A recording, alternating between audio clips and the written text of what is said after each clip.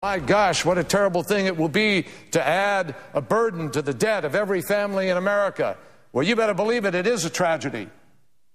But where were they for the last 8 years when that debt was being taken up from $5 trillion in 2000 to $10 trillion today?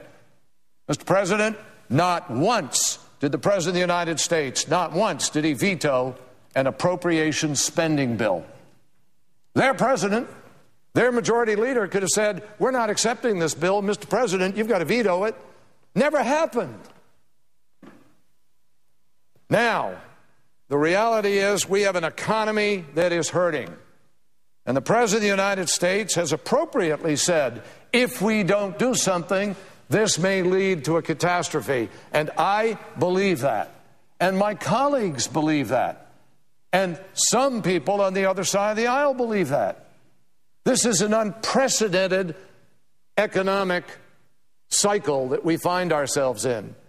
And economist after economist on both sides of the aisle, Mark Zandi of Moody's Economy.com, he's a Republican economist, strongly suggests we have to spend this kind of money in order to get the economy moving again. Now, we need to examine that a little bit and sort of examine some of the comments of my colleague from Arizona. First of all, he claims that we rejected housing. I tell you, if it weren't so, I mean, it just really amazes me to hear that. Because last January, at the White House, Senator Kyle was there, I think. Senator McConnell was there, Senator Reid was there, Senator Durbin, and a few others of us. Speaker Pelosi was there, John Boehner was there, and the President, Vice President, Secretary Paulson. And everybody went around and said what they had to say about what? The stimulus package that we were then talking about putting in place. A stimulus package a year ago. And they went around the table, and it finally came my chance to say something.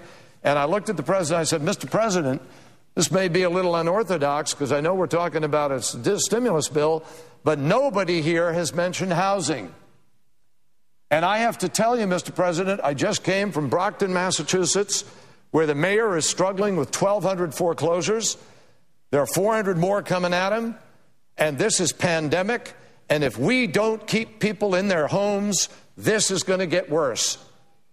And I then turned to the Secretary of the Treasury and I said, Mr. Secretary, you could be negotiating mortgages now and keeping people in their homes at the revalued value of the home, the devalued value of the home, because they can afford to stay in it if they're not paying 13.5% or 9.5%, but they get to pay a percentage like most of the other people in America who have some influence and access. I haven't met a business executive in America who's paying 13% or 9%, but average Americans were, and they were being thrown out of their homes because of it. Well, they all nodded and said, wow, that sounds reasonable. We got to take a look at it. And I came back up here with Senator Gordon Smith of Oregon, and together as members of the Finance Committee, we put it into the Finance Committee stimulus package, and it came to the floor of the Senate. And guess what, Mr. President? My friends on the other side of the aisle opposed it. They stripped it out. We had a $15 billion mortgage revenue bond to help keep people in their homes, and the administration opposed it even 1 week after the President of the United States went to the well of the Congress and in his State of the Union speech said, we need mortgage revenue bonds, and everybody applauded. But they came back here and they stripped it out. And from that day forward, until I think it was August or September, 10,000 people a day were foreclosed on.